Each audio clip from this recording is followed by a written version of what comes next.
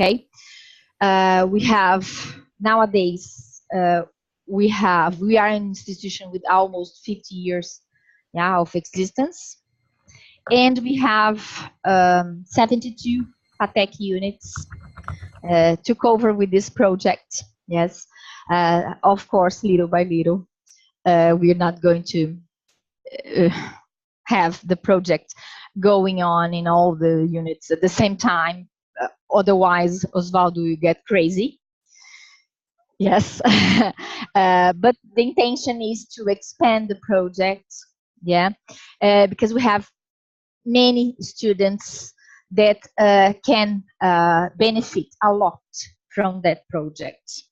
Nowadays, we have, just for you to have an idea, we have 73 different programs, 82,000, around 82,000, I think more, even more, students at FATECs. And we have different axes, we cover different axes, mainly a business, IT area, but we have industrial processes and so on. So the fields we cover are very diverse. So we can work with different projects. And we have English as a tool, as an important tool. We know that, we are aware of that.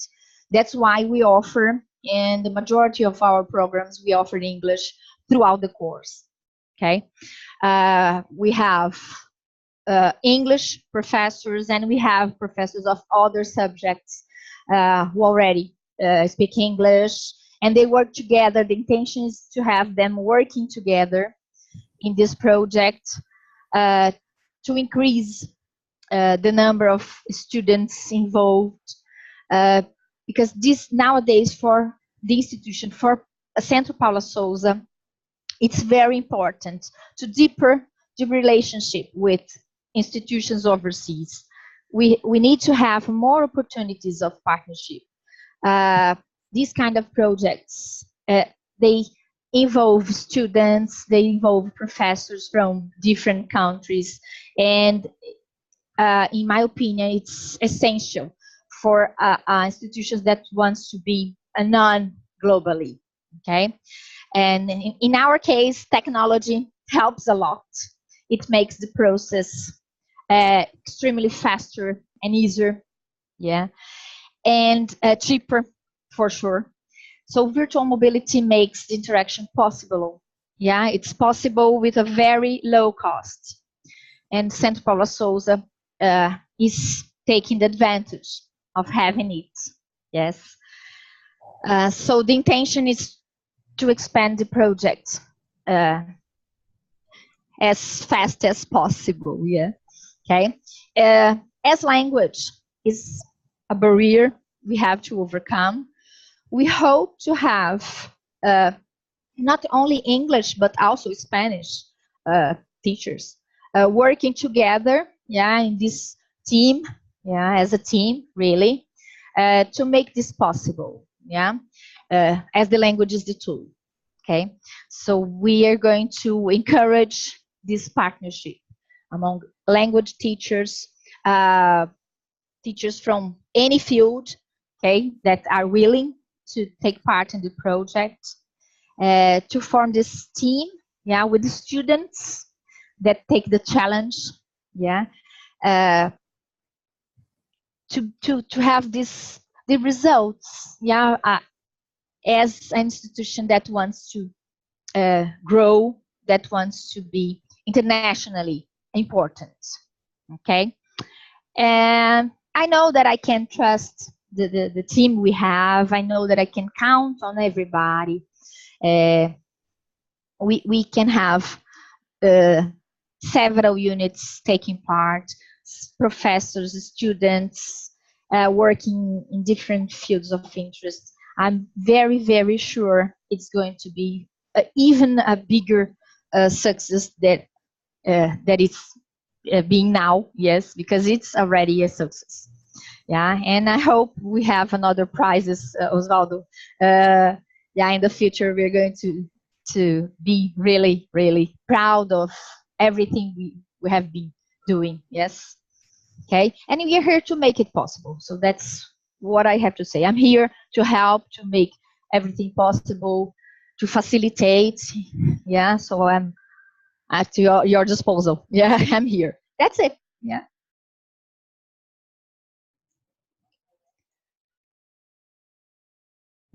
Thank you very much, Mariane. As Mariane highlighted here, both Mariane and I are,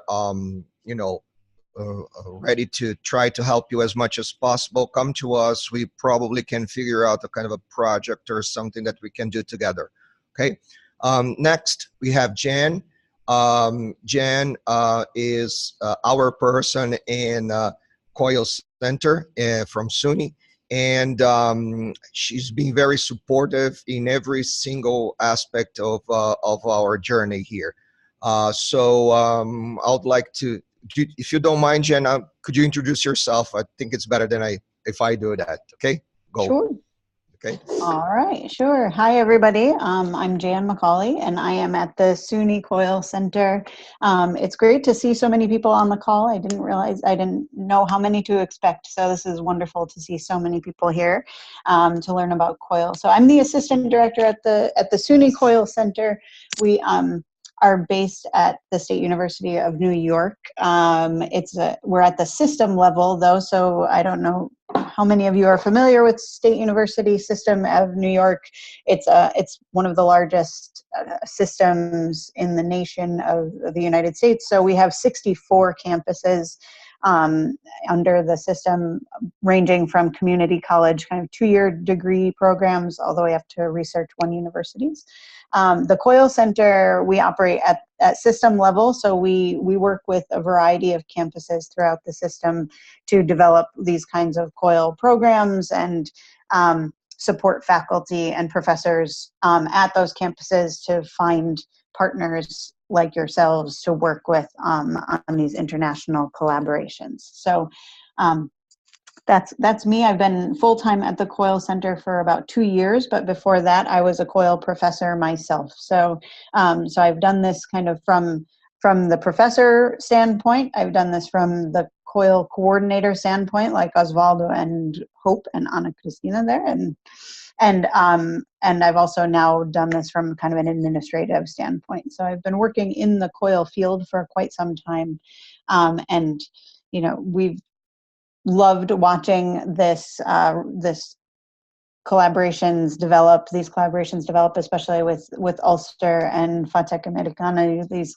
Osvaldo and Hope have really grown this program into something that's really amazing, and exactly kind of what we hope for at the COIL Center in terms of, you know, the outreach and the connections, not just professor to professor, but institution to institution that have grown from these collaborations, is exactly the kind of thing that we love to see happening. So thank you very much for having me here. I was going to just talk a little bit. Should I just jump right in, Osvaldo? Yeah, you're muted. But do you want to show slides, Jan? Jen, I forgot to tell you, it's easier if you show the slides if from I share. Right. Okay. Yep, that's what I was going to ask. I have them up and ready. So I have a few slides. I'm not gonna belabor anything, and then I want to make sure to leave time for questions afterwards. But let's see. Can you see the slideshow one? Or yes, I think so. Right now, if I move my chat, is it visible? Hope, Osvaldo, can you see it? Oh, I see it behind you. Osvaldo, yes, and also the little window with your face, you can toggle it between seeing everybody in a film strip, which is the 4 cube, or the 1 cube, just seeing Jan. So everybody has that option. Okay. All right, so I'm just going to go through a little bit about what the vision is at the COIL Center in terms of how collaborative online international learning can kind of work to internationalize a curriculum on any campus, really. So, oh, hold on, let me see. Okay, there we go. I was on the wrong screen. Okay, so this is a little bit contextualized to the SUNY case, but it really applies broadly, so I will kind of address it that way. So for us, COIL meets a variety of the strategic initiatives that happen on all of our campuses these days, right? So we use the catchphrase global learning for all. This is kind of the mission of the office that the COIL Center is a part of, the Office of Global Affairs at SUNY System Administration. The goal of SUNY as a system is to offer, to be able to offer the opportunity for a global learning experience to every student that comes through SUNY's doors on any campus, regardless of where in the state it is. So we all know very well that study abroad is not necessarily in reach for every student. It's not something that every student is going to be able to do, to spend a semester abroad. We believe that COIL and virtual exchange is a very legitimate, authentic global experience that students can have. It's not, next best to study abroad, but in and of itself, it provides an intercultural experience that students can greatly benefit from, and that can kind of open their eyes to the broader world around them. So it is also applied or service learning. It provides development of a whole variety of skills that students are going to need going into the workforce.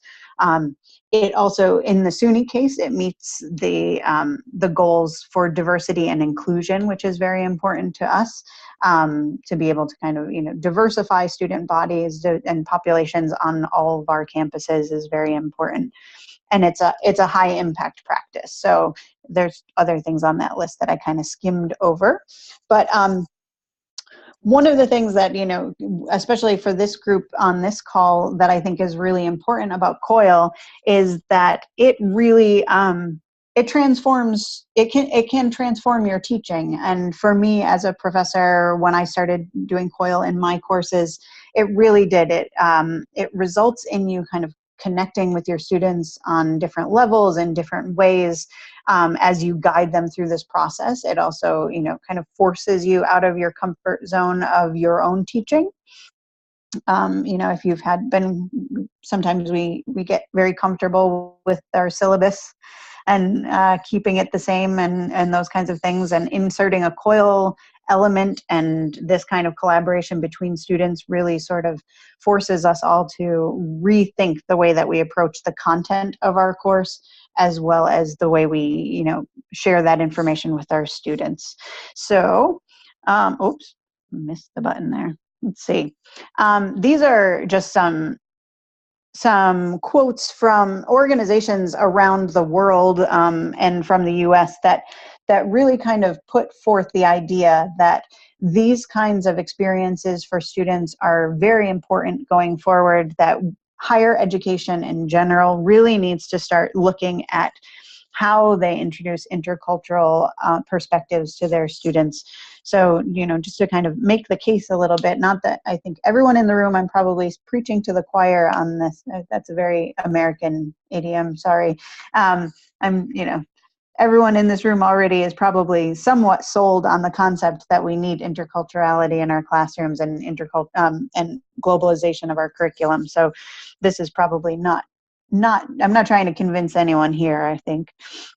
But in addition to the impacts for students and the impacts for professors, this has, significant impacts potentially for institutions at large. So as I mentioned already, some of these, there's, increased diversity in the classroom by introducing a new international element to the room.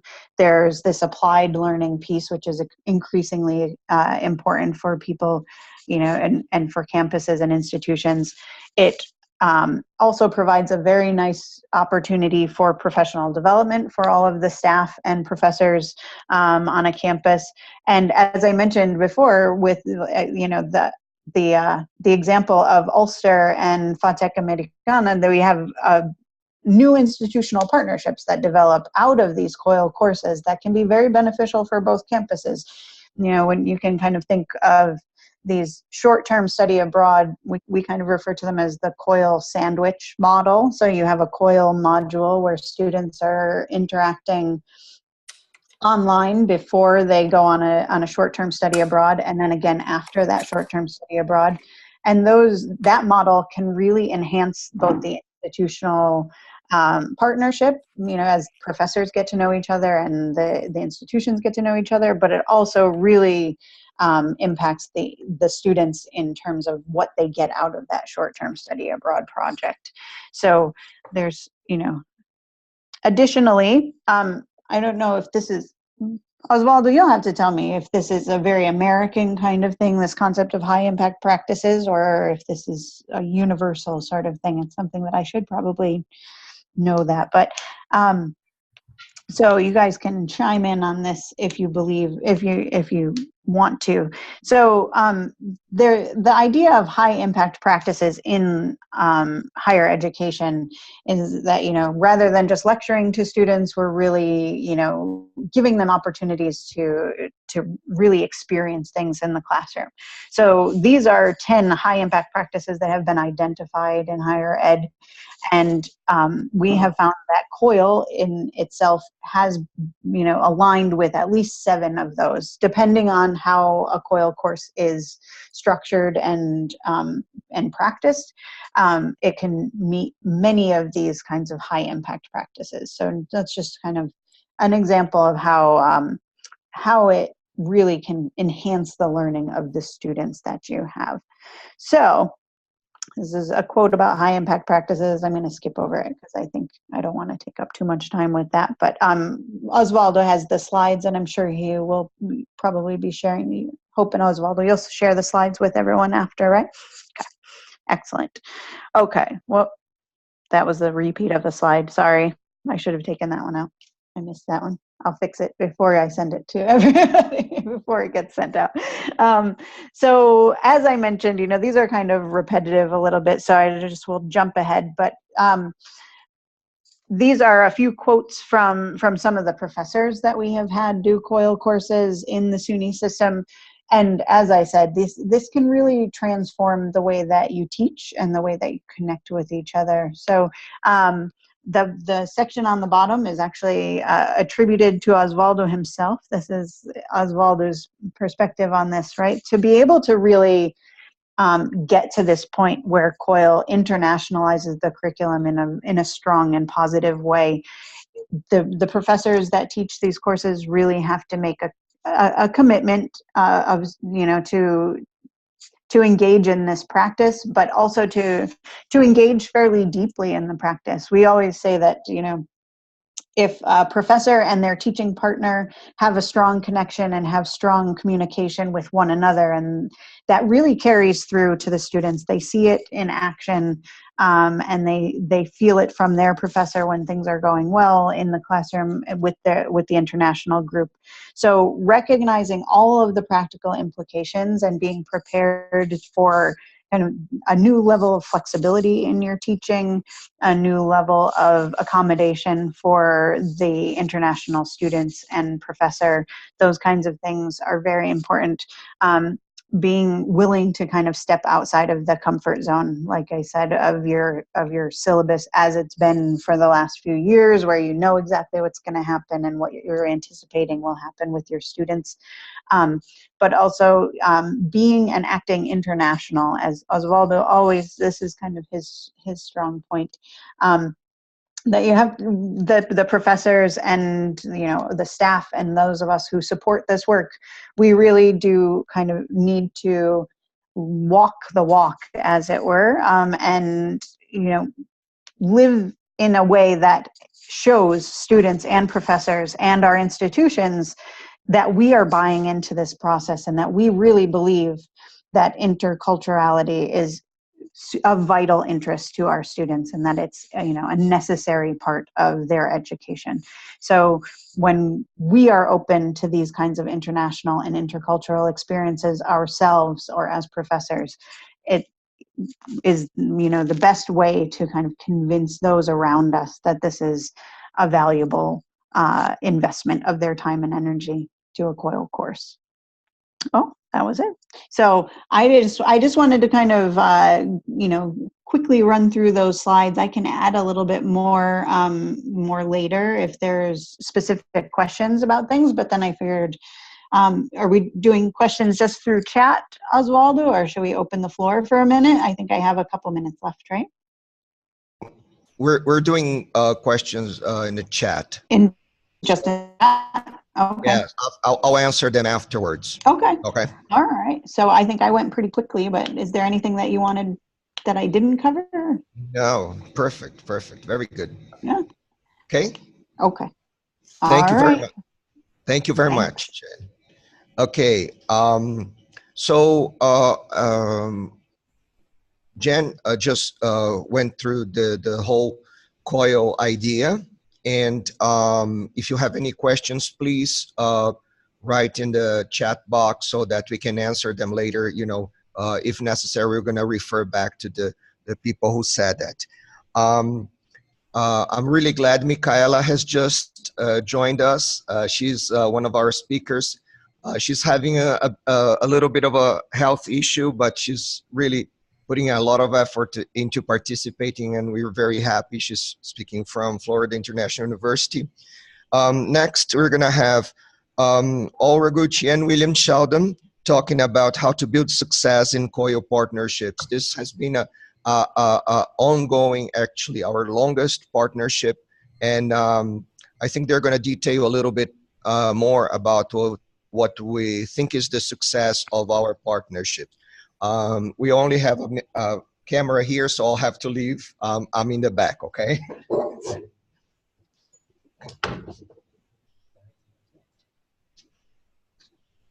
Okay.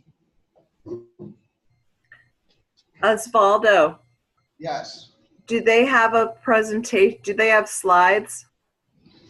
it's right here. We do. Can you see them? No, we need to share you need to share the screen on Zoom so that the participants can see it.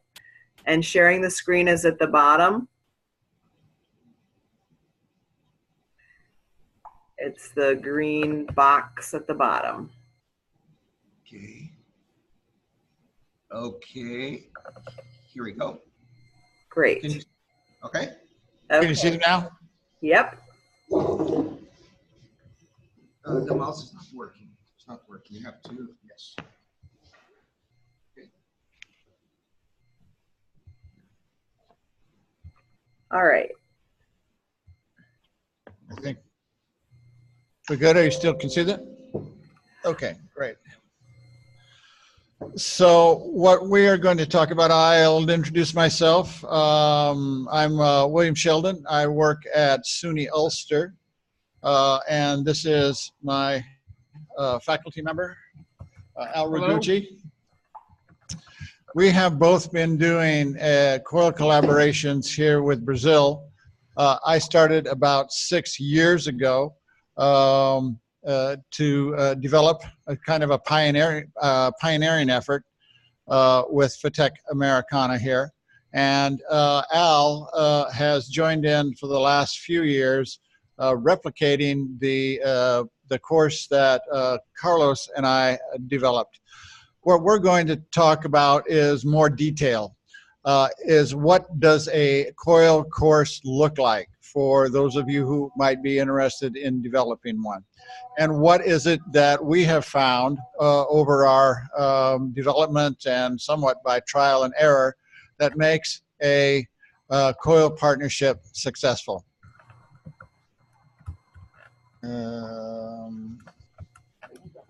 Which is the page now?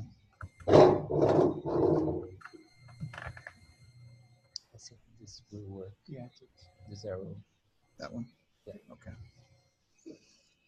That one? Okay. This is what we're going to talk about. We're going to talk about the history, how we arrived at it, the impacts. I think we'll duplicate a little bit of what Jan said, but from our personal point of view, we want to give you a little bit of an overview of what the project is and some details.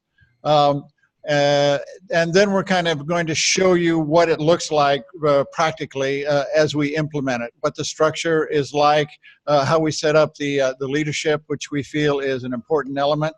We're going to talk a little bit about the importance of culture and language and the challenges and opportunities that presents. We're going to talk about the idea of failure. The students in all of our classes at some point, some combination of them experience some form of failure, which we actually build in now into our expectations. And we think that's an important part to communicate. Lastly, we're going to do the highlights of successful projects. Kind of a summary, and then a little bit of an introduction to the technical tools, which then Hope Windle is going to elaborate in her next presentation.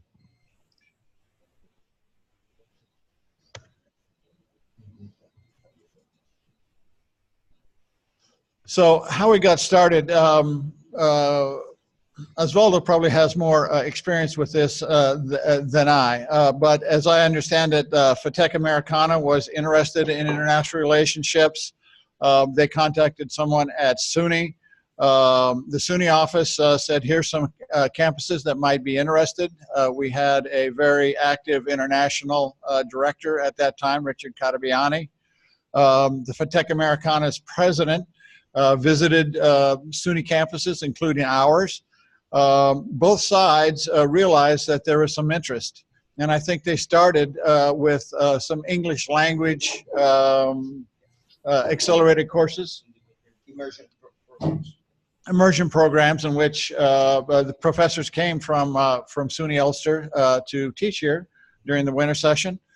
And then they began to think COIL was also emerging as a concept in the SUNY system. And as I remember, you guys began to talk about, oh, this might be a logical extension of what we are doing in the partnerships. And so with that idea that we have a common ground, Osvaldo began to look around and Richard Catabiani began to look around for professors who might be matchmaking. The SUNY COIL system has an extensive matchmaking process now, but we sort of did it through the connections. So Richard had seen me teaching a Principles of Management course in a very experiential way, and he had asked me the year before to do something with Belarus, in which there was a grant. And so I developed something with Belarus, and it kind of worked. The person there, my partner there, was overworked, and when the grant went away, that course went away. But I sort of had a framework. And then Osvaldo recruited Carlos from his side to somewhat hesitantly step in and try this new process. So Carlos was also teaching a Principles of Management course.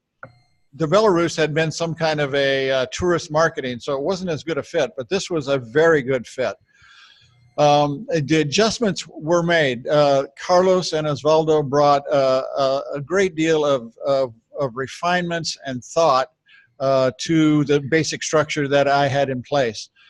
We had meetings all during the summer preceding the semester, and we began to develop the course that you'll see before you. And I think the basic structure that we developed is the one that we wound up working with mostly. We made some different refinements as we went, but I think what we started with actually has proven very robust. The meetings were fantastic, and I always joke with Carlos how reticent he was at the beginning to talk with us in English, but now he talks like an American native.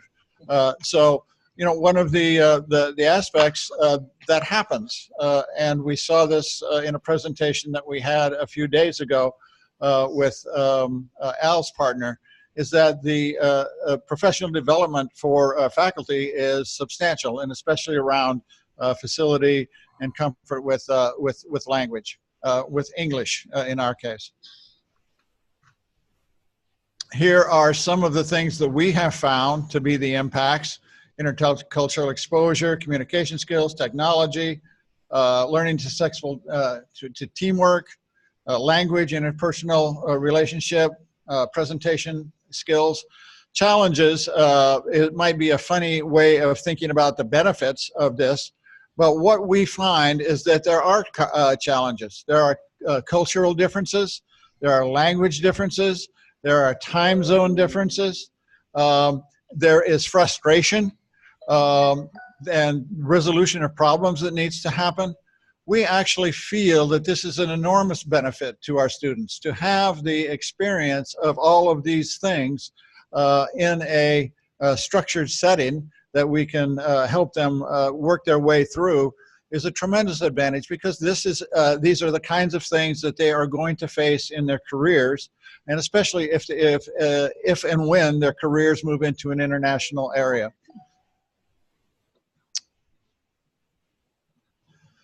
So the overview of our project, here's the purpose. We want to expose both of our students to other cultures. We want to expose them to the aspects and challenges of doing businesses internationally, and apply management concepts. So if you know anything about management, you know that students or anyone needs to plan things, they need to organize, they need to exhibit leadership aspects, and to somehow control or check in and see how progress is going. So what we find in our students, this project is a fantastic lab to apply all of the management principles that we are teaching our students. I originally taught management many years ago. It was a terrible experience. I do management consulting. When I go into a business, managers love what I have to offer, because they're working very hard to try and be the best they can. 18, 19-year-old students had no experience. But by providing them with a project that they actually have to manage, all of a sudden they start to pay attention to, oh, I think we need to plan. Oh, I think we need to set some deadlines. Oh, how do we communicate with each other? So all of the things that I'm teaching then all of a sudden become relevant, and management becomes exciting for them. Our general proposal that we outlined at the beginning was about an 8-week project, between 7 and 8 weeks. It depends on how finely tuned we are. There would be 6 groups of Ulster students and FTech students. The basic endpoint would be 3 groups of them launching a Brazilian product that would be sold in the United States to college students. The other 3 would be a U.S. project. Again, we're not talking about cars or trips to faraway cities. We're talking about something that college students could access. Some of the ones that we had were our beauty projects from the Amazon, which I thought was a great project. We had a solar-powered cell phone charger from the U.S. So these kinds of things that college students. So 3 from the U.S. to Brazil, 3 from Brazil to the U.S. And basically a process of identifying that project, doing some market surveys about how it would be accepted, and then doing a presentation at the end. So that's the general direction of it.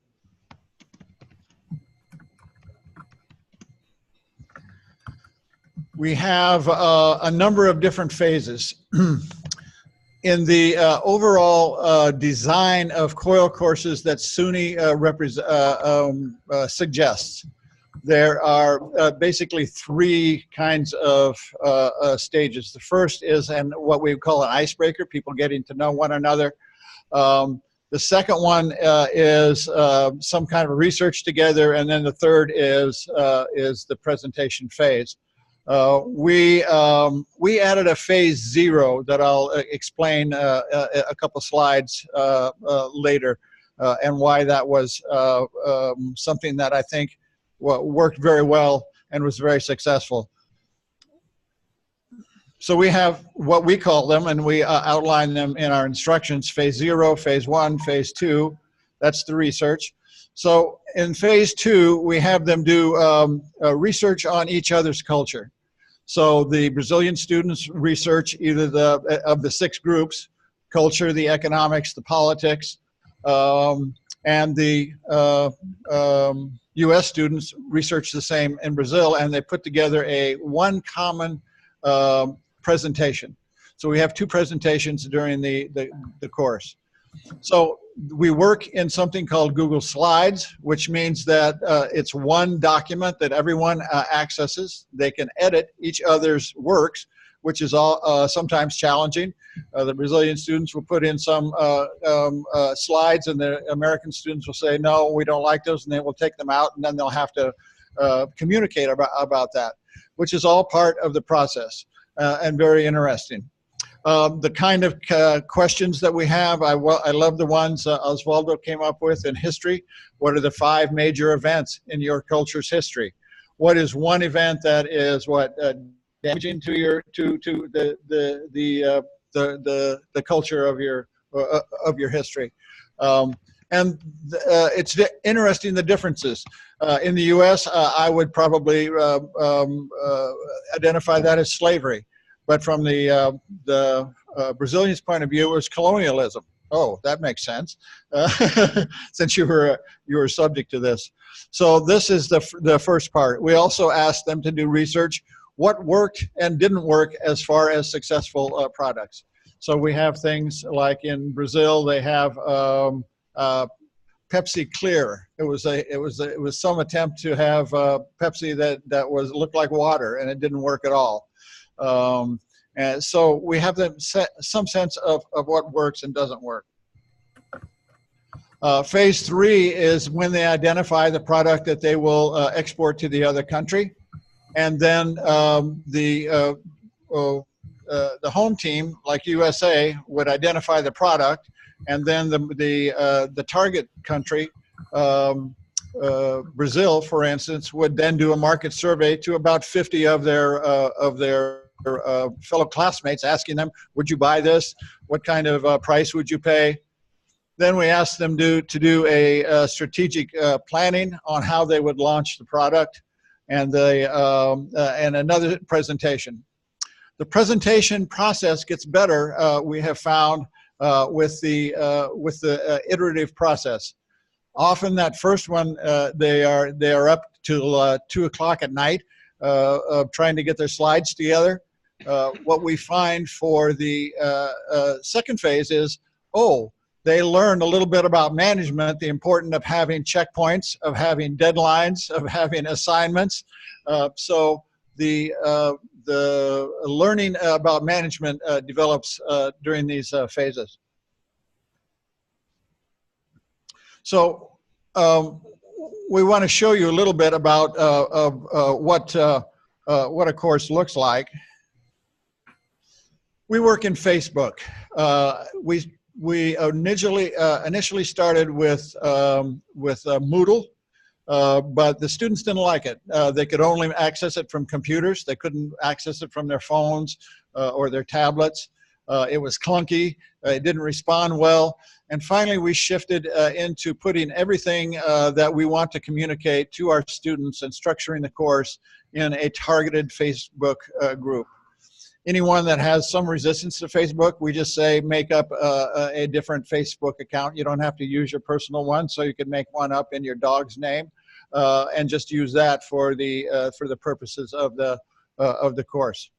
We also put the instructions for each phase, and I'll show you samples of both of those. So here's a calendar from last fall. And so you can see all of the different phases. So the students know exactly where we're going, and we know exactly where we're going. I devote about 1 class a week during the COIL process. I say, okay, we're going to have COIL day. And the students then get together and work on the project, doing research, communicating with their partners. I think Carl Carlos, you do something similar. It's not the whole week, but it's one part of the week during that 8-week process. And you can see we have two different presentation phases here. We have one for the first group of presentations, and then for the final. Here are instructions for phase 4. I just one sample, and we post these then instructions for every phase. We post them in Portuguese,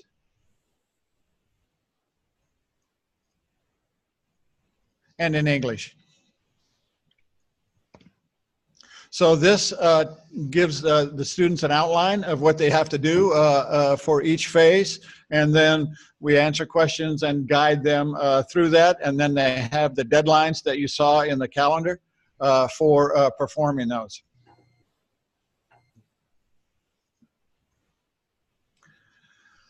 So the organizational structure I mentioned before, we have 6 teams.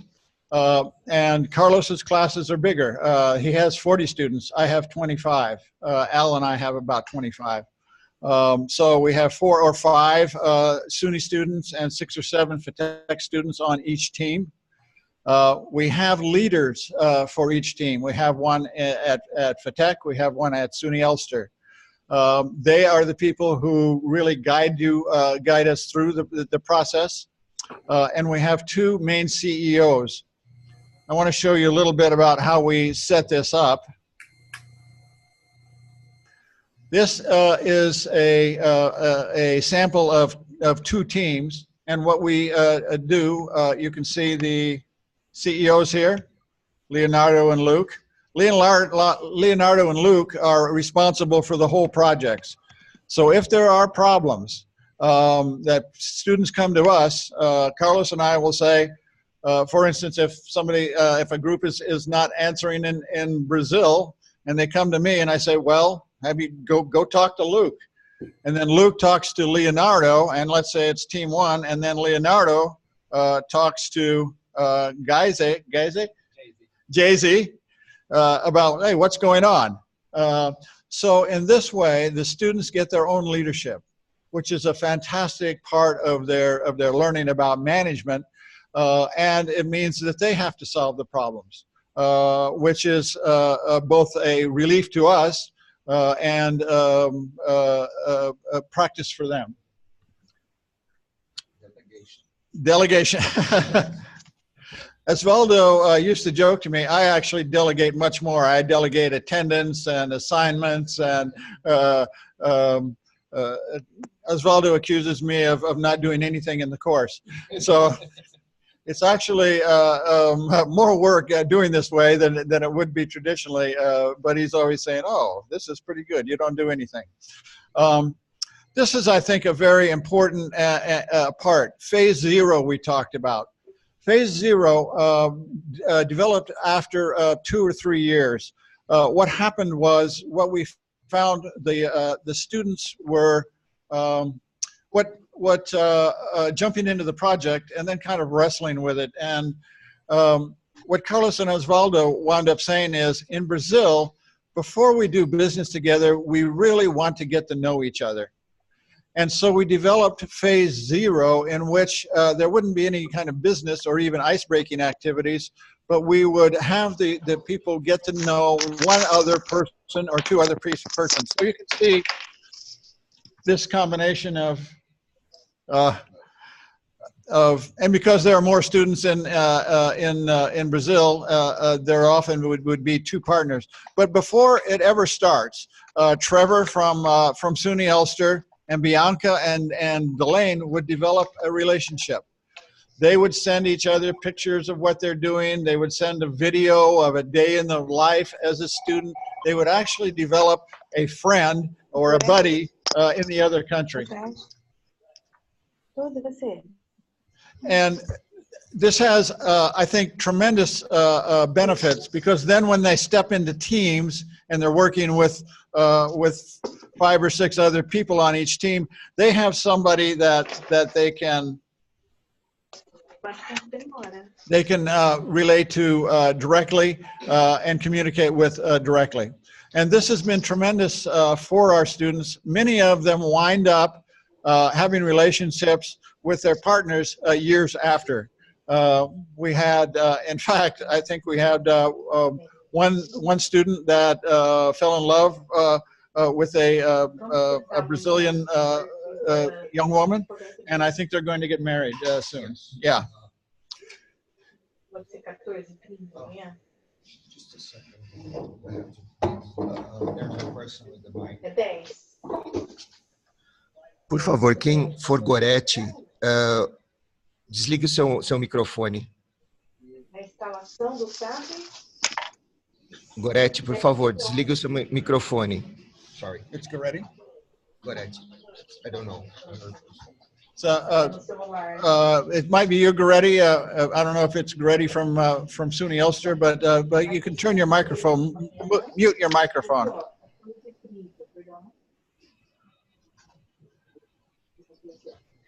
Você quer dar uma ligadinha antes de vir para ver se tem algum problema? Porque às vezes muda tudo, né? Então. We have a Goretti from SUNY Ulster. There's a mute the microphone button. Where is it, Hope? Então tá. Obrigada a você. Tchau. Oh. Sounds Portuguese. Yeah. I muted everybody I could. Okay.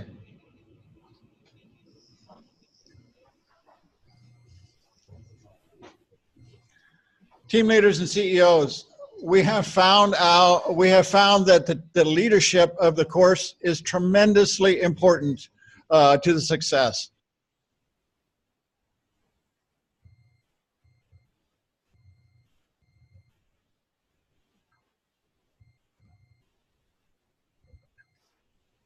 I've even had CEOs that then were not very good. They didn't show up despite their wonderful campaign speech. Then the project suffers from that. So we both have people who volunteer at FATEC. You can say that they have to have English proficiency. Obviously, our students have that. But the other three qualities are true of both CEOs. They have to have time to do it. They have to commitment, initiative, leadership, and an appetite for social media. A lot of the communications are on social media. Our best CEOs are the ones who get on social media and contact almost everybody in the other class, maybe even before the project begins. Sometimes there are elections. I'll often have 3 or 4 people who want to be a CEO. We'll have them do campaign speeches, tell us what they're going to do and why, and then we select them. I generally take the people who are that interested and have them be team leaders as well.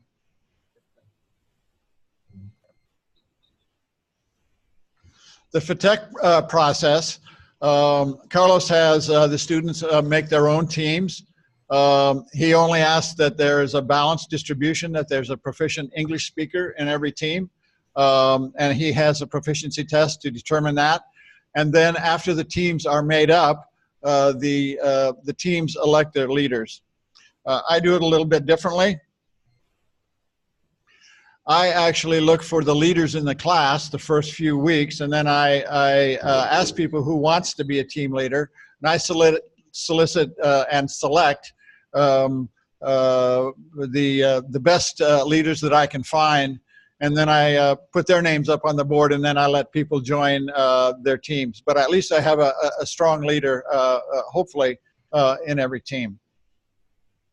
And again, this is key. The leaders keep the projects going for us. The leaders wrangle or round up the people who are not working very hard. They take the initiative. They set the guidelines. They distribute the work among people. They keep the project moving along. So if you have a strong team leader, it makes a huge difference. Every once in a while, I have a team leader that doesn't. It's somebody that doesn't show up. I remember one team asked me a couple weeks into the project, can we vote our team leader off the island? And so they did. They basically said, And the team leader said, yeah, you're right, I'm not doing much. And they picked the person that was actually, by default, leading the team. So the leadership is tremendously important, we have found.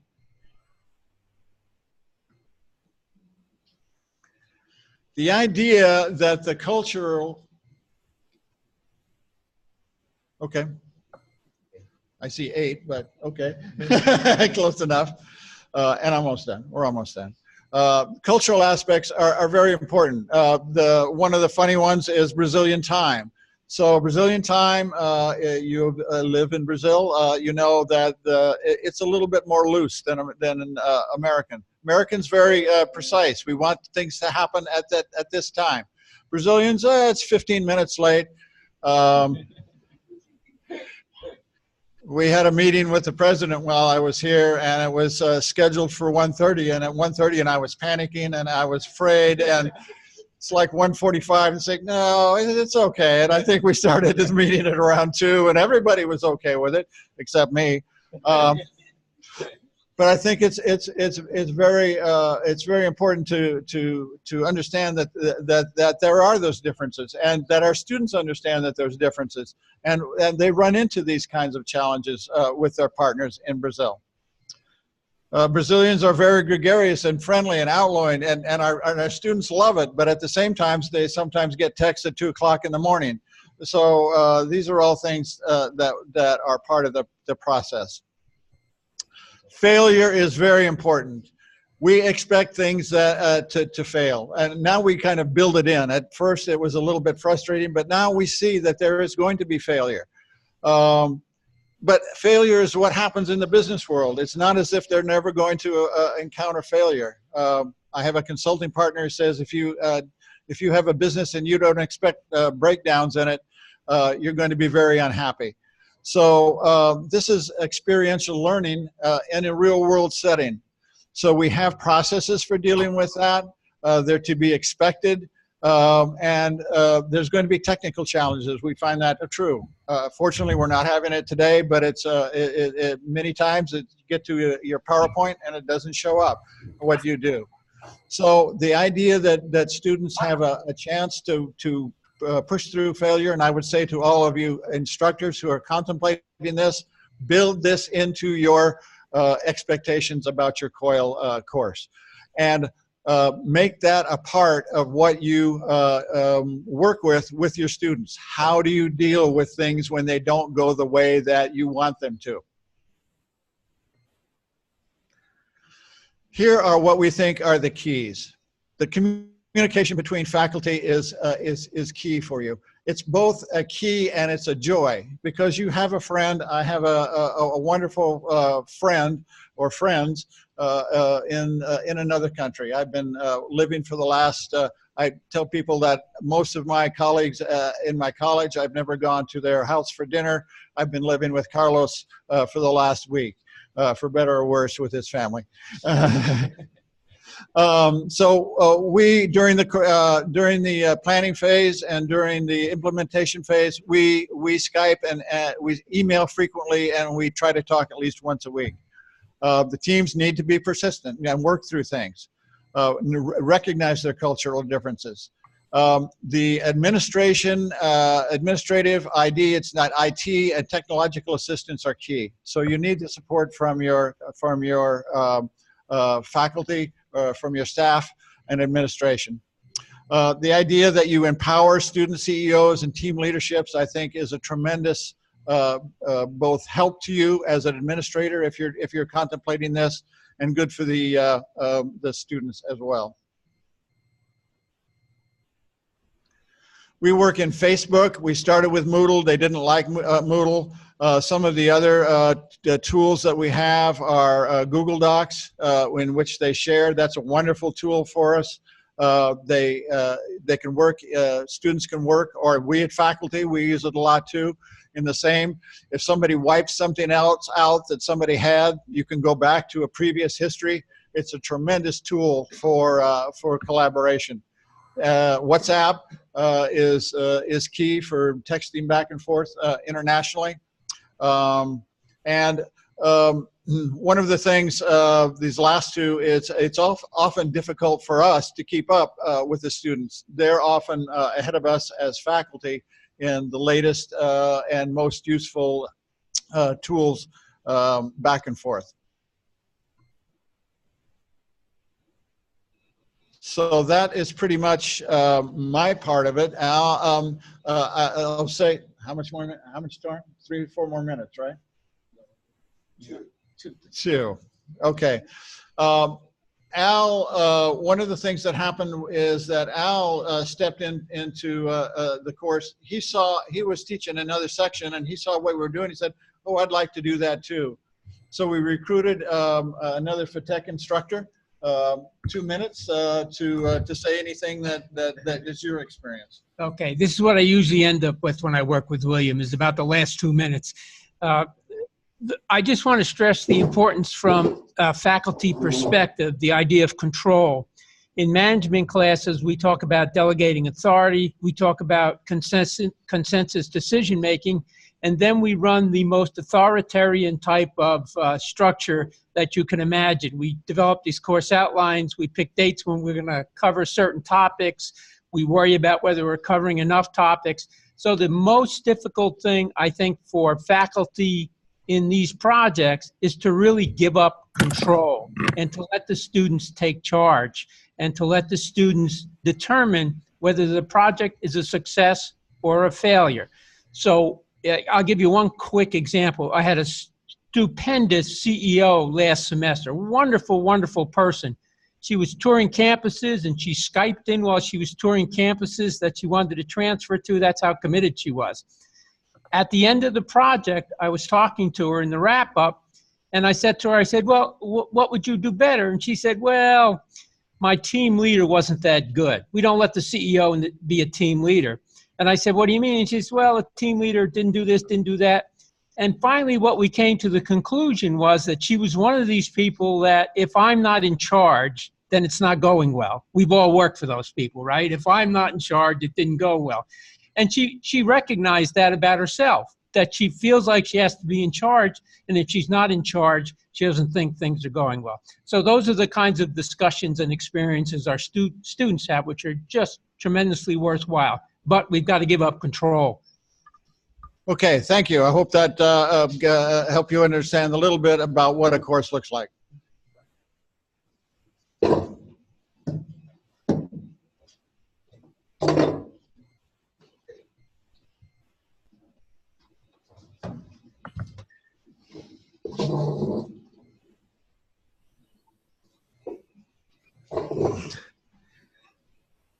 So thank William. Oops. Thank William and Al. Next, we have an ongoing discussion with Hope. Sorry. I have an ongoing discussion with Hope about technology and interaction, and I think she would love to share some of those thoughts with us. Please, Hope. Okay, great. Okay, everybody, I'm going to share my screen as well. And just to remember, if you have questions for William and Al and Jan and Osvaldo, please put them in the chat. And I know someone did that already, which is great. And I'm going to talk a little bit. Oopsie. I'm sorry that you're seeing my, I gotta get this down here. Okay, here we go. And we'll make that full screen. And we'll get to the beginning. Oh, okay, so here we all are at the beginning of a collaboration. And you can see William and myself and our CEO and the wonderful class of Osvaldo and Carlos. And this was a beginning synchronous video session that we had. And so I just want to reiterate, or maybe something that someone hasn't said yet, is that most of what the communication that's taking place is not at the same time. It's happening in these channels of Facebook and WhatsApp and these tools that we can use that are not synchronous.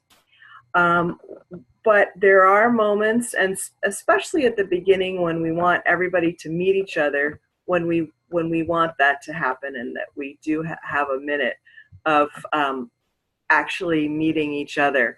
And maybe just to think about it, to make it a little more flexible for yourself, that all the students, you would have your class time and maybe meet with just 1 or 2 students of the other class that you're collaborating with and the professor, and not try to have whole class meet whole class at the beginning, because it is a hard thing to do.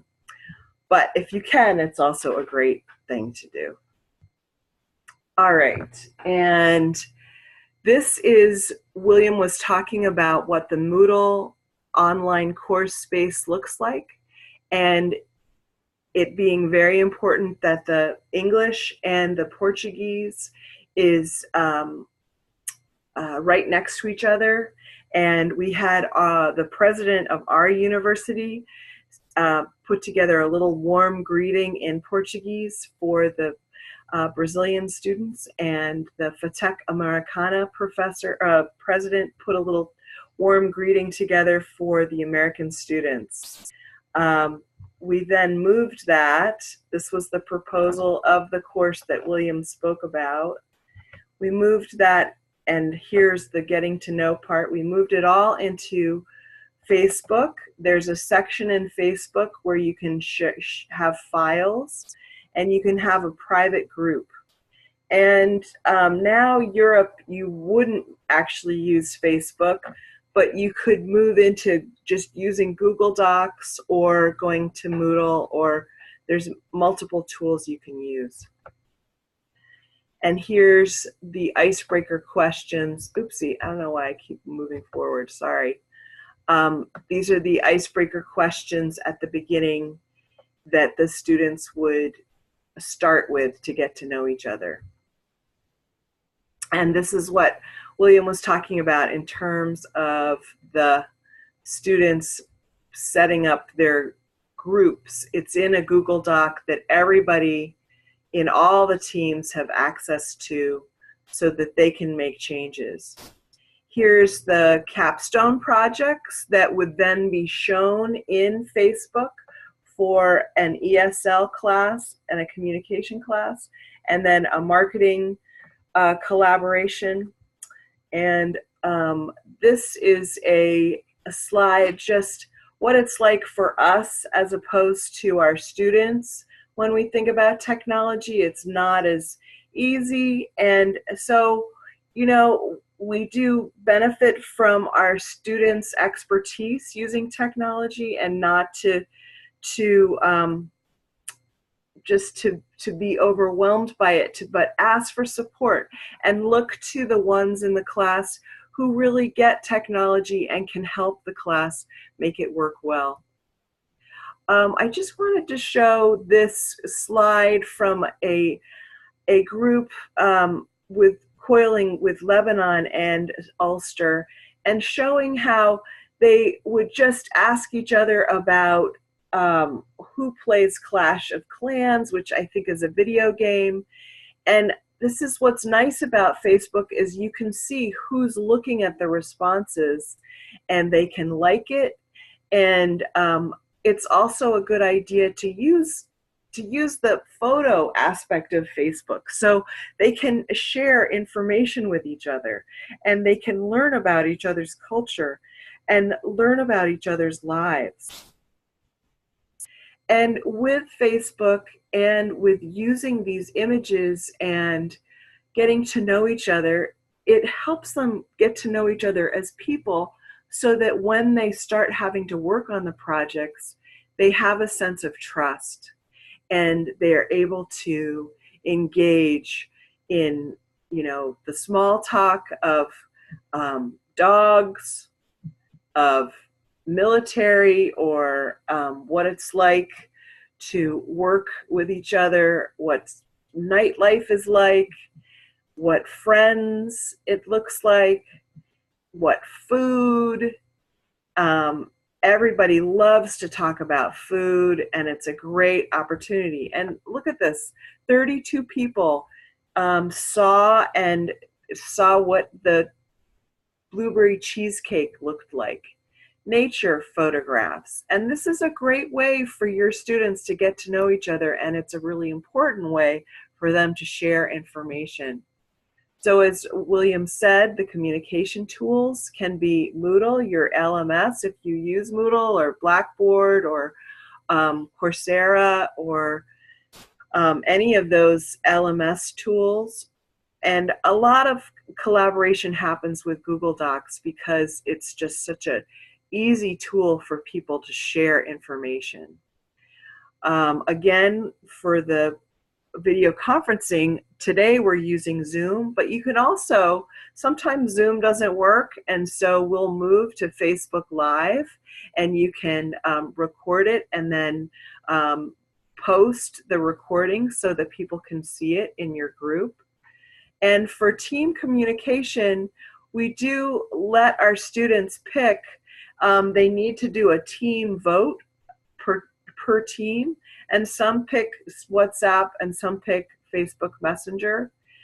And we really love the fact that Facebook does have a translate tool so that you could be speaking Portuguese and then the American student could read it in English and vice versa. We have noticed that Snapchat, since it has a little bit of a reputation for bad behavior, that we really try to steer students away from that.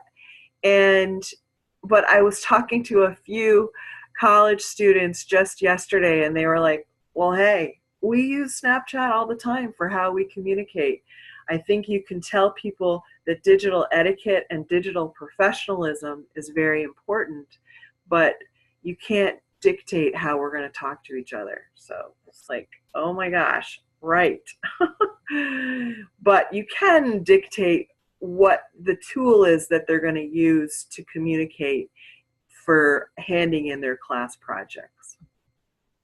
So I just wanted to be fast because I'm sure people have questions, and I want to thank you all. And I look forward to working with all of you.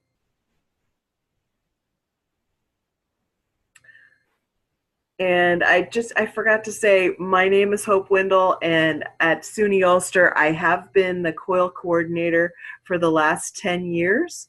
And we have COILed with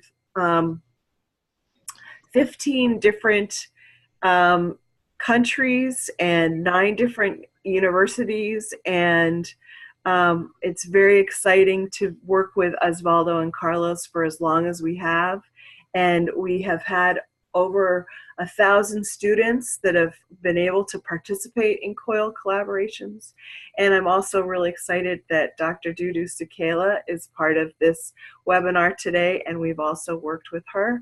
And Jan, as she said, is very instrumental from the COIL Center to help you find partnerships and to help you find like-minded connections with different content areas. So whatever you teach, there is a COIL collaboration for you. And as William and Al showed very clearly, the thing about COIL is it's applied learning and using these tools, and this prepares your students to work in the professional world. This is a practice opportunity for them to take what they're doing here and to then put that on their resume, have that micro credential, and get that job and have the COIL advantage to get the job that they wouldn't necessarily have gotten if they hadn't done COIL. So this is a very big deal for our students to do this. So thank you very much. Osvaldo. Thank you, Hope. That was great. Next, we have Dudu Sokhela, Dr. Dudu Sokhela. from Durban University in South Africa. Could you unmute your mic, please? You have to unmute your mic. Here, I'll do it for Dudu. There you go. Great. Now, Dudu has been working with Professor Kleber here at FATEC Americana, and she has a very interesting project that shows the possibility of working with very different content areas. Please, Dudu. Hi, good evening, everyone. It's nighttime in South Africa. Yeah, sorry that I did not prepare a slide, but I will prepare one tomorrow and send it to Osvaldo for all of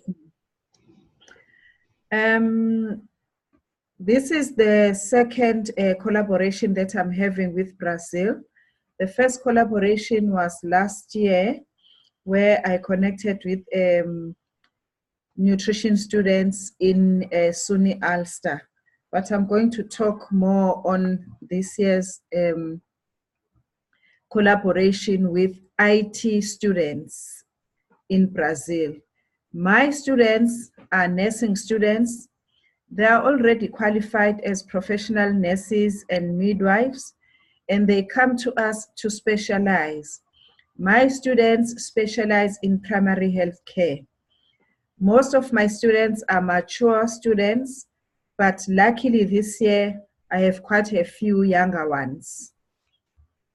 So what happened is I met Osvaldo in New York in March this year when we went to the COIL conference.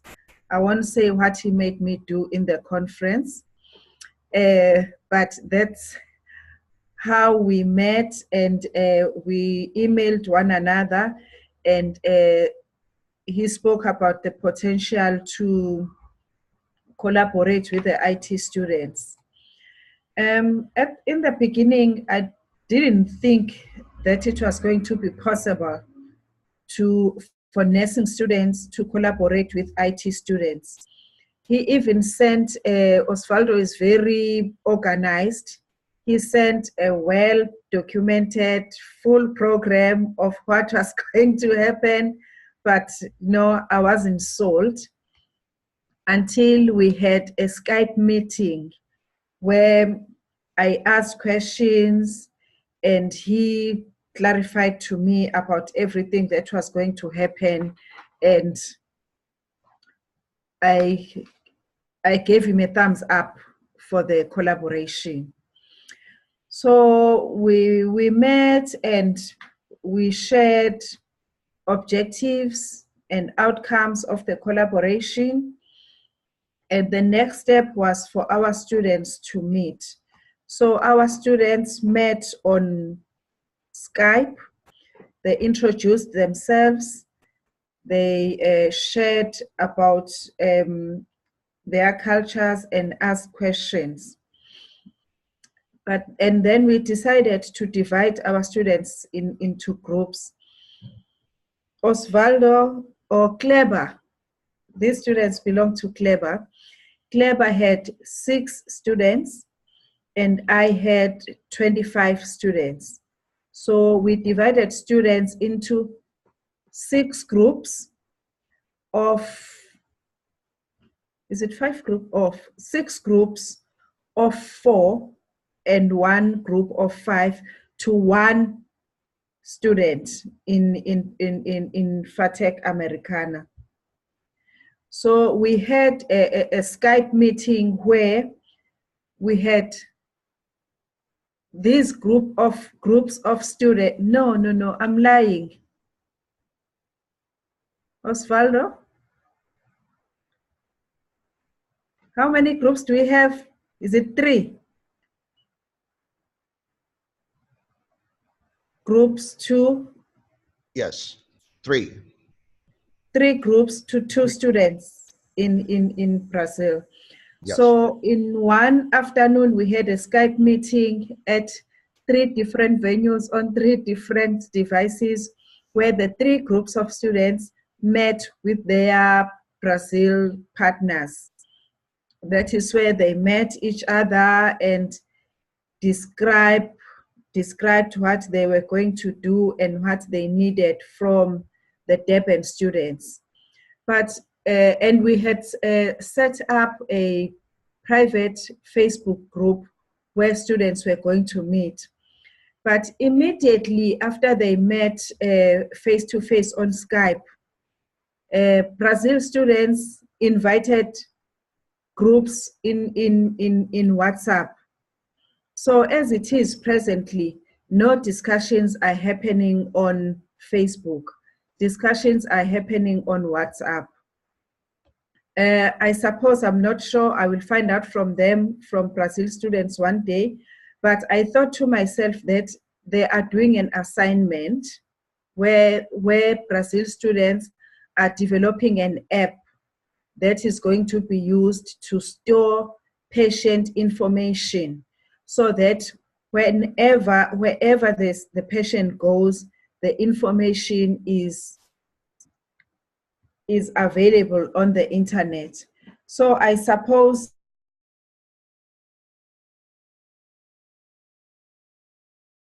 what they were doing and how they were doing it, I'm not sure. So what my students are involved in is they are supplying IT students with patient information. What what the outpatient card would look like. So they're telling them about the demographic information that is on the patient's card, and everything else that is inside the card, like main complaint, family history, the history that is taken by in an outpatient or in a clinic. So what helps with the collaboration is that both parties need to set and agree on objectives and the outcomes of the project early. And then it needs to be clear what is going to be done, how it is going to be done, and for how long it is going to be done.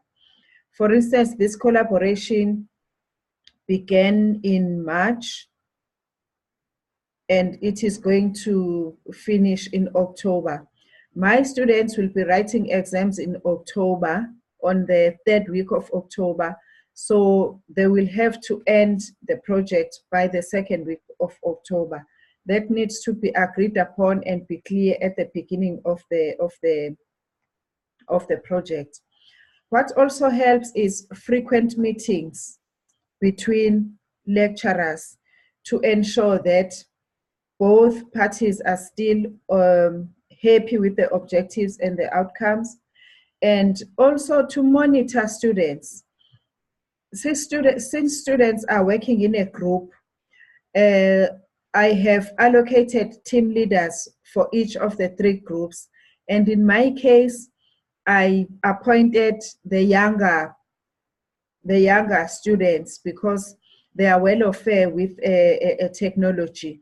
They can easily get onto WhatsApp, they can easily get onto Facebook, they can easily get onto email.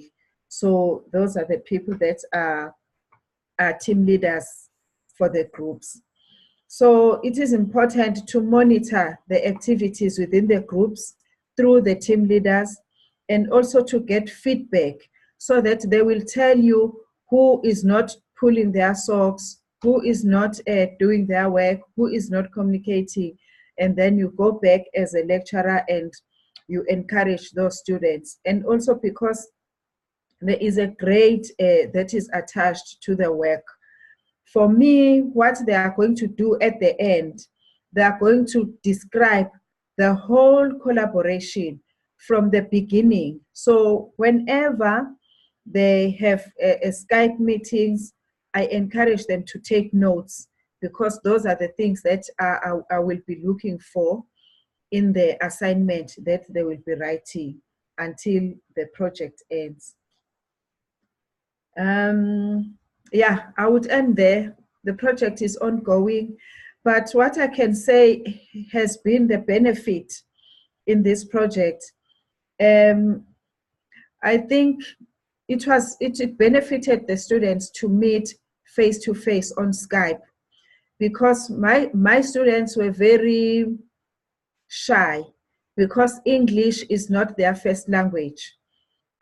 We have different languages in South Africa, but most of my students speak isiZulu, and some of them speak isiXhosa, and then they speak English.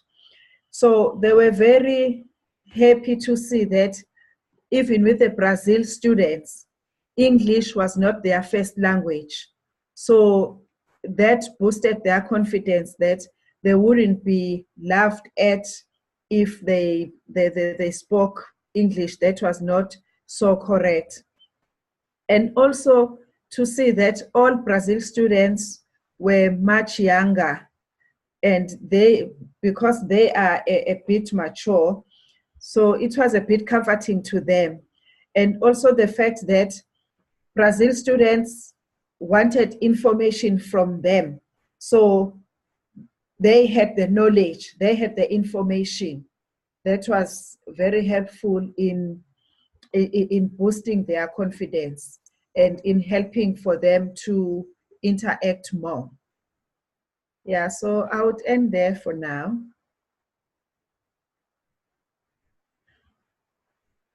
Thank you very much, Dudu.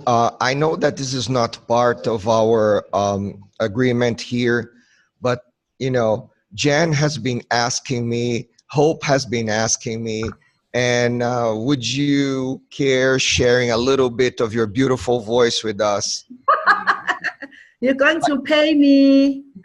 Yes, I'll pay you, and especially if you could sing that. Hossa song for us. Oh, that's beautiful. Please. Now, live to the whole world. Okay. Higqirha lendlela uqongqothwane, higqirha lendlela kuthiwa nguqongqothwane. Seleqaba leqithapha uqongqothwane, seleqaba leqithapha uqongqothwane.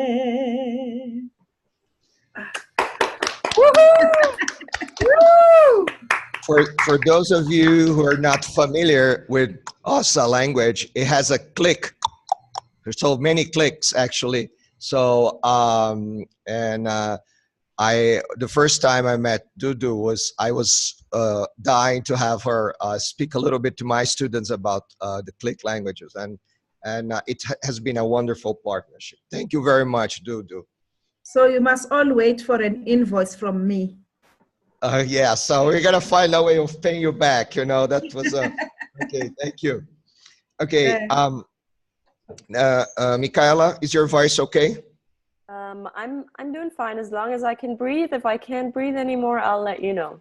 I'll just take it slowly. I'll just take it slowly. So please breathe in, and as far as Michaela is breathing, she's going to talk about a very interesting COIL collaboration that she's having with one of our faculties. Luciene and Michaela are going to work on gender violence awareness in the hard science. Yes, and let me try. I have a little presentation that I wanted to share with you.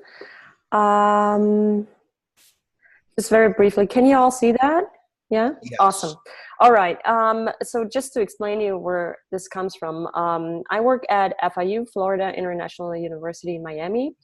Our student body, we have 56,000 students, and our students have a requirement, which is called a global learning requirement. All of our students have to take 2 courses that are global learning courses. And I'm not going to read this overview.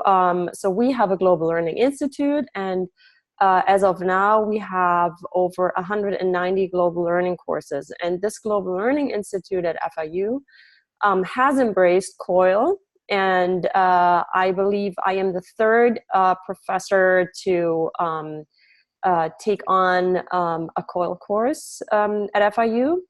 Now, let me see. So this is what they call it, Global Learning for Global Citizenship, and the reasons why. So it's to enable intercultural teams to develop a meaningful collaborative project. You've heard about that, all of the webinars, so I'm not going to bore you with that, and going to go right into what I'm doing. So I'm teaching at the Center for Women's and Gender Studies, and I actually developed this course in last year, and I taught it for the first time in the spring 2018. It's called Gender Violence and the Law, Global Perspectives. And through our Global Learning Institute, I was introduced to Osvaldo, and we started to collaborate in the spring for the very first time that I was teaching this course fully online. I had 40 students. Osvaldo had about, correct me Osvaldo, I think about 12 students. And we put them into study groups. And but that was not within the framework of a course that Osvaldo was teaching. So now for the fall 2018, I'm collaborating with Luciani from FATEC. She's teaching gaming, or digital gaming, if I'm correct, Osvaldo. And you might think, well, what has one thing to do with the other? A lot. Because introducing a gender perspective can be done anywhere for any topic. And what we like to do is, before the start of the semester, to outline our entire collaboration, what students need to do over the 6 weeks that they're working together in groups. And here's the catch, right? Luciani is teaching a face-to-face class. I'm teaching a fully online class. So everything is asynchronous. And we tried a tool called VoiceThread in the spring, which did not work out at all. Students hated that tool. Yes, we've had extremely negative feedback in terms of that tool, not in terms of the collaboration, because they collaborated through WhatsApp and they love that. And they would actually had liked to be even more involved with each other, but VoiceThread was simply not the tool that was successful for that collaboration. So what we're trying, and okay, I'm getting ahead of myself, right? So this is just an overview of what the project is that my students are working on with the Brazilian students. It's called Online Violence Against Women Awareness Campaign. So we expect them to create sort of an awareness campaign, and they will look at gender violence in different entertainment media. And the expertise from FATEC students will be, of course, digital gaming. And the expertise of my students is gender analysis, right? So this is basically the starting point for our collaboration. And what I did was I provide a schedule to the students, right? So they know exactly week by week what they need to do, where they need to do it, what are the submission deadlines, and etc. Right? This is just to give you a brief overview. I think I have the first two. Yes. So as you can see here, COIL assignment step 1, step 2. We tell them exactly what they need to do and where they need to do it. We chose Padlet because Padlet is an online whiteboarding tool that allows you to integrate not only text but also audio and video. You can integrate web links, files, etc. And FIU has purchased Padlet as an online tool for our online courses. We have a huge offering of online courses at FIU. So this is integrated in our LMS, our learning management system, which is Canvas. Padlet is integrated in our LMS, which makes it easier for me in terms of grading. Because my students will be graded every week for their contributions to these weekly assignments. And this is just, this was just a test Padlet that I did. This is not the final product, but this is just to show you how it works. Students will, as you can see, the left column, COIL icebreaker, this is where we give them the instructions. What do you need to do this week? And then underneath, students can comment, and they can, in these comments, they can integrate, as I said, audio, video, whatever they want. And let me see. And finally, what we did, and here I very much relied on Osvaldo's input because he told me that for FATEC students, the incentive is to be rewarded with certifications. So we designed this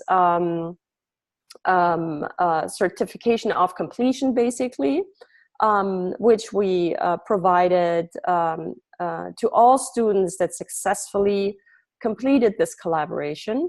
And on my end, the COIL collaboration is part and parcel of my required assignments. So students are graded for contributing, for participating in the COIL collaboration, whereas the Brazilian students in the spring received this certification. And I wanted to take up a point that Dudu, and thank you for your presentation, brought up in terms of the language barrier, right?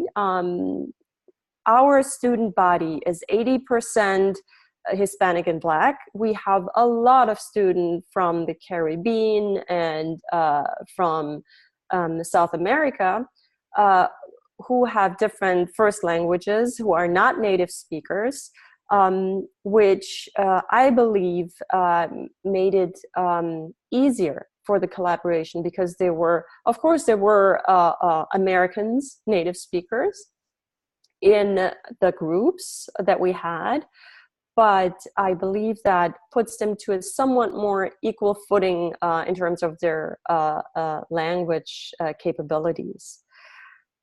And that would be all. I want to make it quick because I'm the last one and you're probably all busy and have other stuff to do. So that's it from my end. Osvaldo, do you want to add something?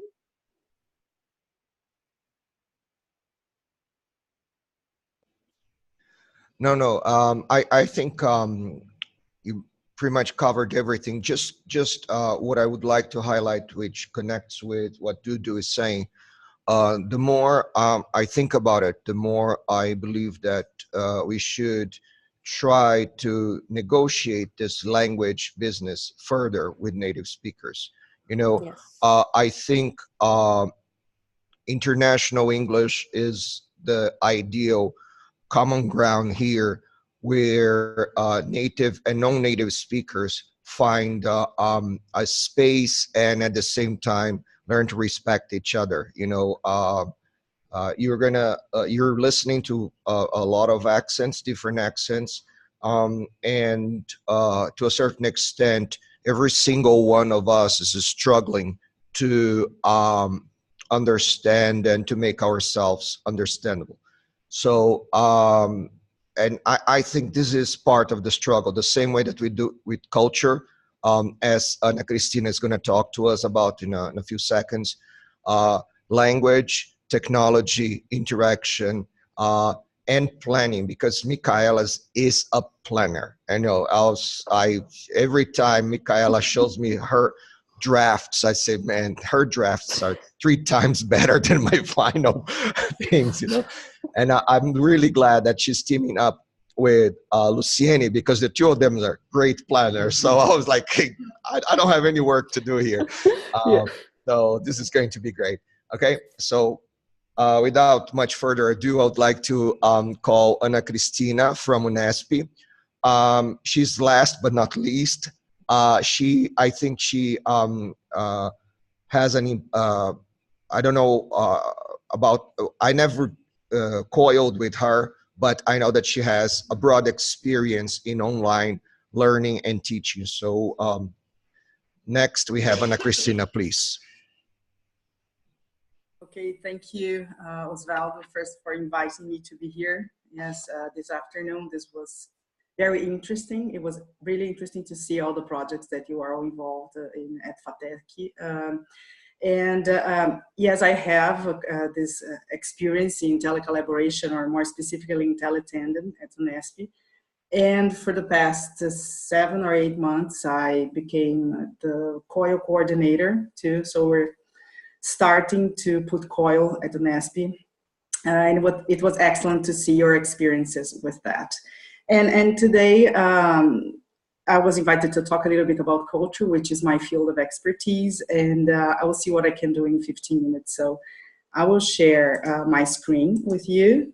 I prepared some slides for us to have some visual aid, for you to have some visual aid on what I'll be doing. Can you see the slides? Yeah? Okay, so I believe nobody said no, so I believe you can see my slides. So let's see how we can deal with culture in COIL. Yes, let's talk about it. It was something that has already been brought up by Elle and William, yes, I think, and last week when we were testing the system, Hope also talked about how hard it is to tackle these issues in this kind of virtual exchange. Yeah, and I've been researching this with teletandem for the past 10 years, and yes, this culture is a complex concept by itself. And with this kind of interactions that we have nowadays in digital spaces, it becomes even more complex. Yes. So for us to start thinking about that, I thought that I could use a poem as a metaphor to try to make you understand how we can look at culture and the complexity of culture and try not to oversimplify that from our perspectives in virtual exchanges. So there's this poem by John Godfrey Sakes, and it's based on a story, and an Indian story from India, yes, about 6 men who were blind, and they were touching this elephant and trying to figure out what the elephant was, just by touching it without looking at the elephant, yes, touching parts of the elephant. So I'm gonna give you 30 seconds to read the first part. This is the first part. You have until the third man, yes, what the third man says about the elephant. So I'm gonna give you time to read it.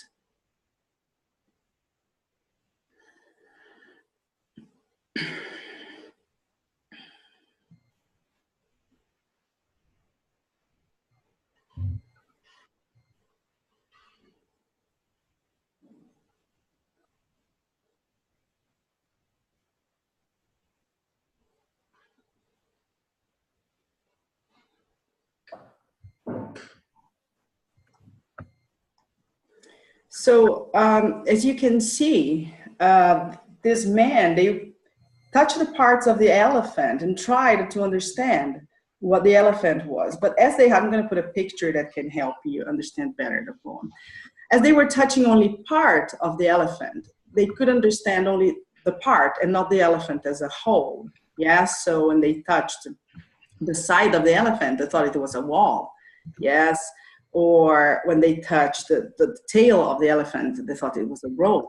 Yeah, so the idea here is that all these 6 men touched one part of the elephant, and let's see the conclusion of the poem. This is how the poem ends, yes?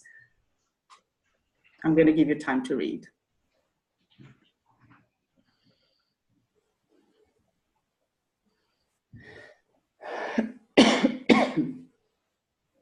The idea is that each man was right about the part he was touching, but they could not see the elephant as a whole, because it's hard to see the elephant as a whole. The elephant is big. And the idea I'm trying to bring here is that culture is a very complex concept, because human beings are very complex as well, yes? And when we are looking at each other, when we are living with each other in the same space, it is complex. When you're doing that in virtual spaces, it's even more complex. Yes? So what I think is important to think about in terms of culture is that we tend to do an oversimplification of things. Especially in virtual exchange, culture is used that as an explanation for when things go wrong. Yeah, so things go wrong, so, oh, it's because of cultures, because they have a different culture. Yes, some things can be explained by that, but we have to be careful not to use this, yes, and not to see the rest of the elephant, yes. So I chose here a concept that I think might help us understand a little bit of this complexity, because it breaks it down in parts, yes. There's this author called Kumaravadivelu. He's a professor in the US, and he talks about understanding culture and human beings and our reality as divided into these 4 categories that he puts. It's the global reality. So we're all calling COIL as it's global learning for global citizenship. So what does this global mean really? That we're not alone anymore. Like we were never alone, but we are much more connected, and we know that. So how does this connection, or how is this connection represented in how we see ourselves and how we see the other? Culture is about representation. Yes, culture is about history, and culture is about representation. So who we are, where we are from, how we came to be what we are, and how we represent ourselves. So how do we position ourselves? How do we represent ourselves in this global reality that we have nowadays? And then there's also the national reality. Yes, the national reality, like I'm Brazilian, Hope is American, and Dudu is South African. But what does it mean to be South African? What does it mean to be American? And what does it mean for Hope to be American? What does it mean for me to be Brazilian? We have a tendency, I think, to rely much more on this bigger national view, which seems to be something easy to understand, but in reality, it's something essentialized. It's objectified, yes? So this is just one part of who we are, yes? And it's much more complex, of course, than stereotypes can tell. And then there's of course, our social reality, yes? And we have to think about ourselves and our students as peoples who are inserted in social institutions, in families, communities, and especially the social institution where they are, where if they're studying at SUNY, if they're studying at the MESP or at FATEC, what's the culture institution, the institutional culture, let's say, yes? Someone said, oh, Brazilians have a different relationship with time. It also depends on where you are, yes, and what kind of institution you are. I think in universities we have this tendency to have a different relationship with time, but maybe not in other institutions, yes. And we also have to think about individuals and their individual realities, who this individual is as someone who's complex, who's contradictory, yes, and dynamic, constantly changing. So these 4 realities interact, yes, when we look at our students. And of course, it is not easy, yes, to deal with all of this, but as we were saying, culture is a complex concept, yes. That's why I think that we have to be careful when we are doing virtual exchange about the stereotypes. So the instructor, the professor has to be careful, and it is the professor's mediation that will help deconstruct stereotypes instead of reinforcing them. In our experience with Teletent here, we have tried to do this mediation constantly with our students through reflection about how they represent themselves and how they represent their partners, yes. I also believe that we should engage with first tests of getting to know each other. I like very much to hear what Elle and William have to say about the phase 0 of their project. I think it's really important. You have to get to know who you're working with. It's, for me, it's important. I don't know if it's because I'm Brazilian, it's because I'm Ana, or it's because I work at UNESCO, or it's because when I talk to people around the globe, I want to know who they are and where they come from. But so you see how all these realities interact in my choices. But as a professor, I think my students might expect to know who they're dealing with, yes? And also, and as I said, so I think instructors should encourage students to reflect on how they represent the other and how they represent themselves. When you look at the other, you have a great opportunity to use that as a mirror. We don't do that usually. We don't do this kind of exercise, which is looking at the other and using that in a mirror, as a mirror to look at yourself. Yes, we look at the other, we judge the other, we generalize the other, but we don't look back at ourselves. So this is the kind of exercise we're trying to do with our students here who are involved in virtual exchange, especially in Teletandem.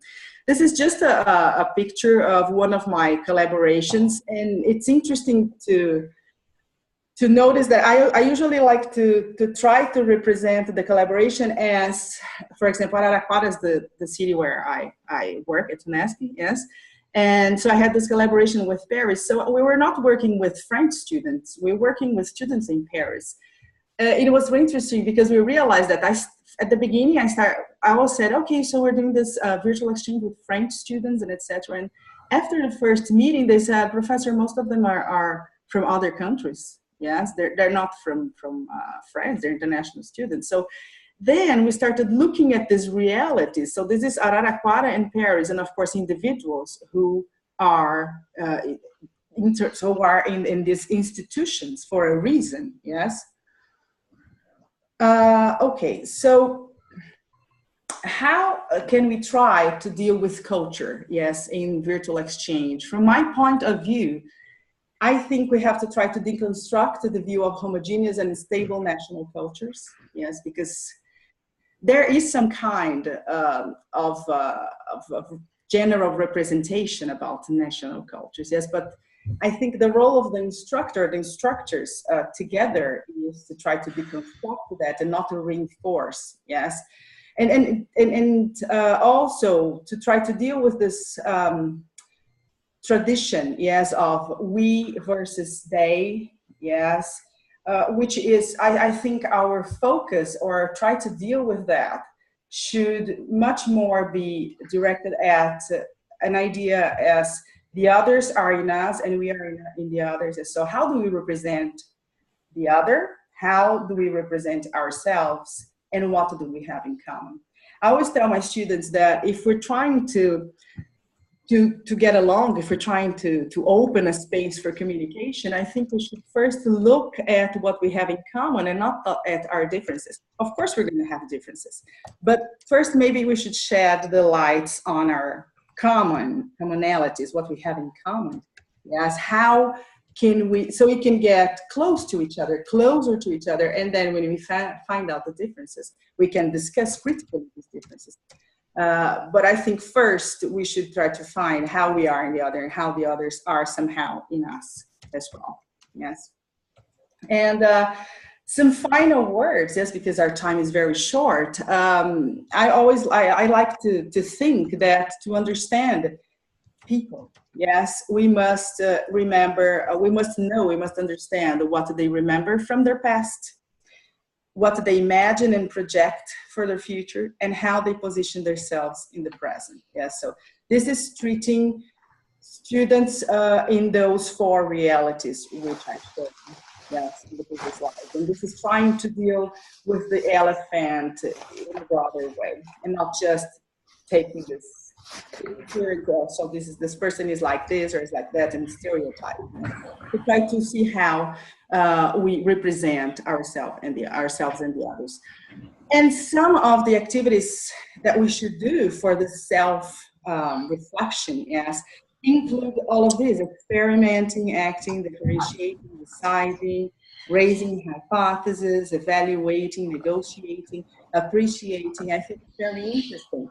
If we're trying to connect students to make them bond, because I think it's important to bond, you don't have to be best friends, but you have to bond, you have to find a connection or common interests, yes? So what do you appreciate about the others, about the other person's culture, or how you represent this other, yes? Analyzing, exploring, reflecting, speculating, commenting, comparing, questioning. So these are just some verbs that can help us have ideas on kinds of tests that will help students elicit these intercultural aspects that are important to be understood in virtual exchange. Yes. I would like to suggest that you visit a site which is called Autobiography of Intercultural Encounters. This was a project financed by the Council of Europe, and they have two very interesting, I don't know if you can see my mouse, probably not, but you can see here Autobiography of Intercultural Encounters and Images of Others. These are worksheets that you can adapt to use with your students, and they have reflective activities that could be used before the virtual exchange, the COIL, starts, yes, for students to start reflecting about culture, about who they are, before they meet the other, yes. So I suggest that you explore. I don't have time to explore the site right now, and so if you have questions, you can send me questions later. Yes, Osvaldo has my email address, and we can be in contact. And I also suggest some readings, which were the basis for me to prepare this short presentation for you today. Yes, Michael Byron was one of the creators of the autobiography that I showed you. Kumara Vadivello is the author that I mentioned with the 4 realities, and I have a text of my own, which is written in Portuguese about culture in language learning. Thank you very much for the opportunity, and I don't know if you have time for questions, but I hope this has been useful. Thank you, Anna. 403, not bad for a Brazilian guy, huh? Okay, so I just, as our closing remarks, I just would like to highlight some points here, which were very clear, and I think that make a lot of sense to all of us. We had Mariane said something, I think, which is important in the sense that we have to work together. We have to work together in terms of content professors and language professors working together. I think this is, for example, one of the key success we have, or one of the keys to the success we have here at FATEC Americana. Carlos knows his stuff. I helped with language, and this works really well. Jan talked about a paradigm shift, and this is really a paradigm shift. I cannot never imagine this kind of meeting happening 10 or 15 years ago. And as good professors that we are, we all are, we have to break out of our comfort zone. Otherwise, this is not possible to do. And William highlighted the fact that we have to agree on a framework, and Dudu also said the same in a sense.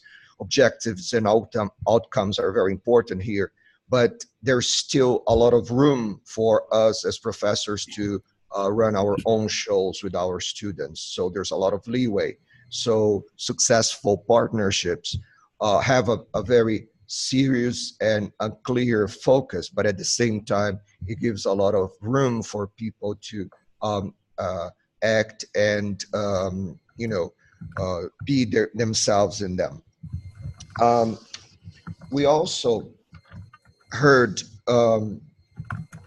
I'm sorry, here I got lost.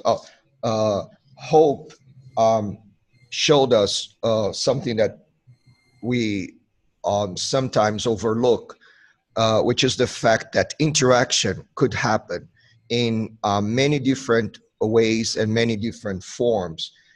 Interaction could be sharing pictures, sharing songs, and personal pictures or personal stories. But at the same time, if you're playing together, if you play the same game, this could be the glue that connects the interaction process. So as professors, we have to be very aware of these things that help our students. I won't go, I won't go too further into the details, but one of the things that Dudu said that was important for me was the idea of feedback. If you work close to your team leaders, you get a lot of positive and sometimes negative, but very important feedback. So you gotta work really close to your team leaders. As I said before, Michaela is a master in organizing projects here, but I think it's crucial when you have sensitive topics. I think she works with a very sensitive topic, and I'm not saying that others are not, but in her case, we have to be extremely careful with details, and I learned a lot in that particular aspect. And Anna brought a fantastic idea here on culture, rather than showing how similar or how different we are.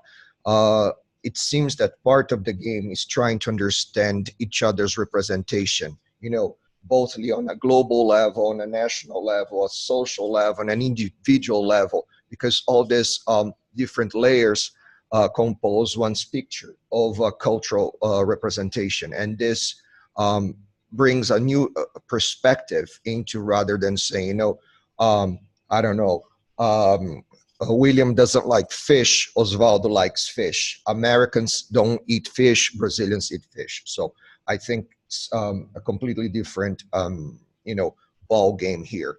I think we're running out of time. I would like to thank everyone for participating.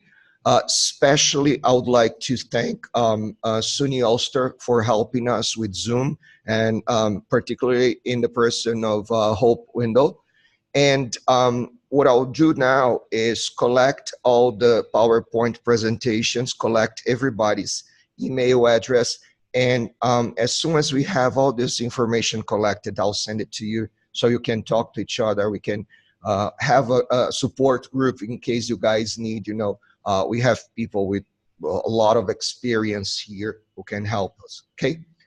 Okay, thank you very much, and thanks for attending our webinar. Okay, great. Did you want to ask people to ask questions, or you want to just stop it? I don't want to take people's time here. Okay. I don't think we're gonna have much time here. Okay, dokie. Okay. All right. Okay. All right. Bye. Thank you very much. All right, everybody. Thank you. Bye-bye. Bye.